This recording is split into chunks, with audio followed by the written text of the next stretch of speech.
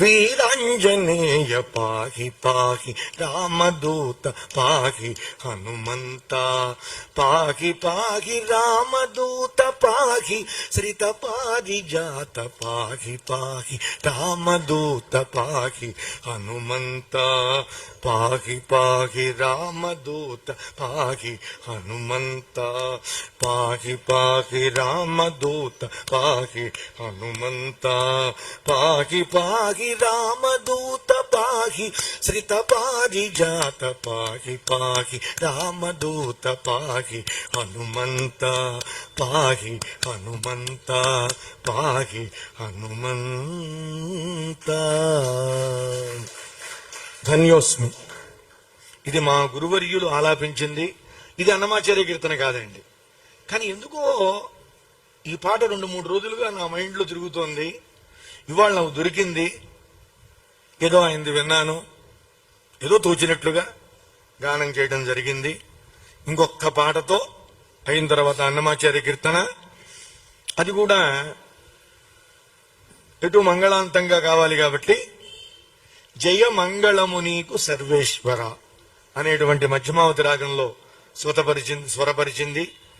మధ్యమావతి రాగంతో పూర్తి చేయాలి, అది శుభావహమని పెద్దలు చెబుతూ ఉన్నారు. కాబట్టి ప్రవచనం అయ్యాక అదిగో ఆ కీర్తనతో నేను ప్రవచనాన్ని ముగిస్తాను.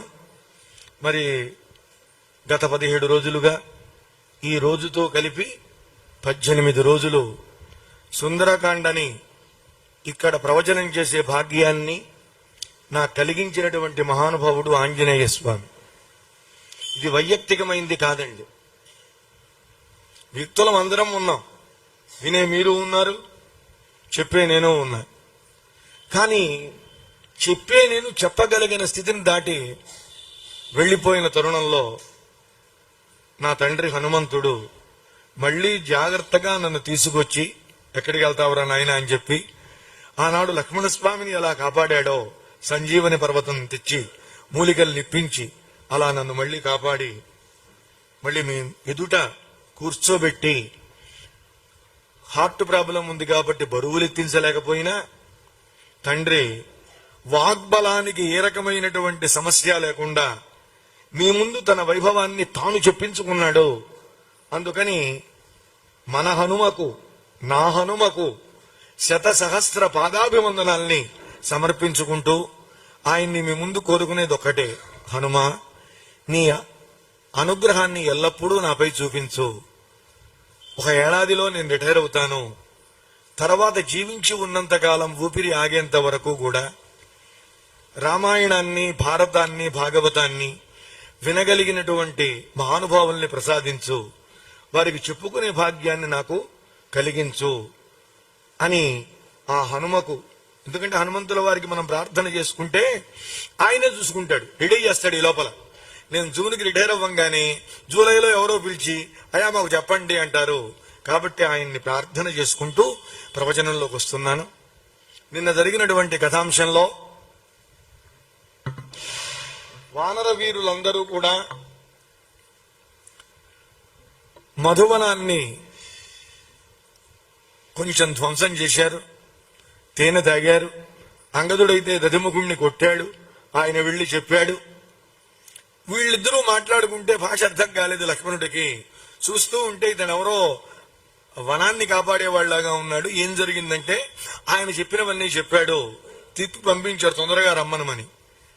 అంగదులు వారి మాటల్ని ప్రశంసించి వానర వీరులందరూ కూడా బయలుదేరారు, వస్తున్నారు. ఈ లోపల రాముడు బాధపడుతూ ఉంటే రాముణ్ణి మహానుభావుడైనటువంటి నిజంగా మిత్రశబ్దానికి అర్హుడు సుగ్రీవుడు వచ్చిన వాడు మళ్ళీ వెనకెళ్ళలేదండి. ప్రశ్రవణగిరి మీద కూర్చున్నాడు, ఆ పక్కనే ఓదార్చాడు. వీళ్ళ ఓదారుస్తూ ఉండంగానే అద్భుతమైనటువంటి ఆ మర్కటముల యొక్క నాదము బ్రహ్మాండంగా వినిపించిందండి. ఆకాశంలో ముందు ధ్వని వినిపించింది. తతగా శ్రుత్వా నినాదం తం కపీనం కపిసత్తమహ. వాళ్ళంతా ఉత్సాహంగా గాగలు పెట్టుకుంటూ వస్తున్నారు వానర వీరులందరూ కూడా. సుగ్రీవుళ్ళు చూస్తున్నాడండి, ఈయనకు ఆనందం అయిపోయింది. ఇంకా సీతమ్మని దర్శనం చేశాడు ఆంజనేయుడు. తీసేయి మరి ఆహ్వానం పలకద్దా వాళ్ళకి ఏమండి?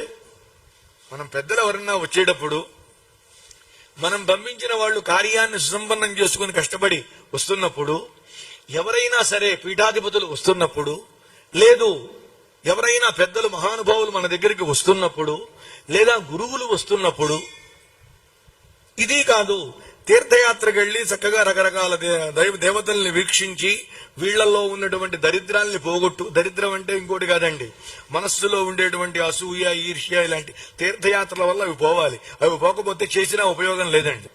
అందువల్ల వాటిని పోగొట్టుకుని వాళ్ళు వస్తున్నప్పుడు మనం లేచి నిలబడి స్వాగతం పలకాలి వాళ్ళకి. అందుకని లేచి నిలబడ్డానండి. ఎవరు?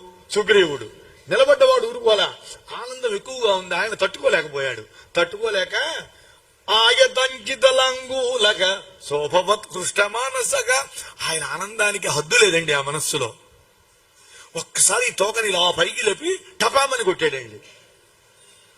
ఎందుకే కొట్టావు? కొడతారంతే. మర్కటముల లక్షణమే అది.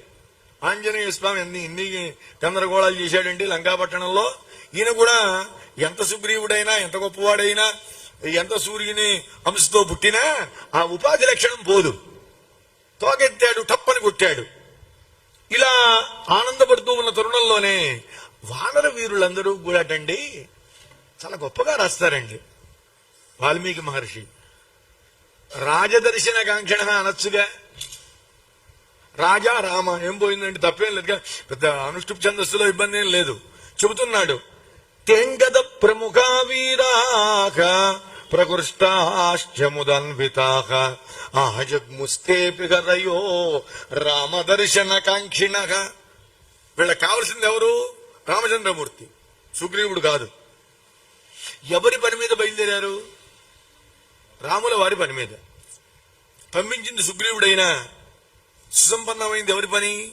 రాముల వారి పని. అందుకని రాముడిని ఎప్పుడెప్పుడు చూద్దామా అనే ఉద్దేశంతో అందరూ కూడా పరమానందంతో వచ్చారు. ఆ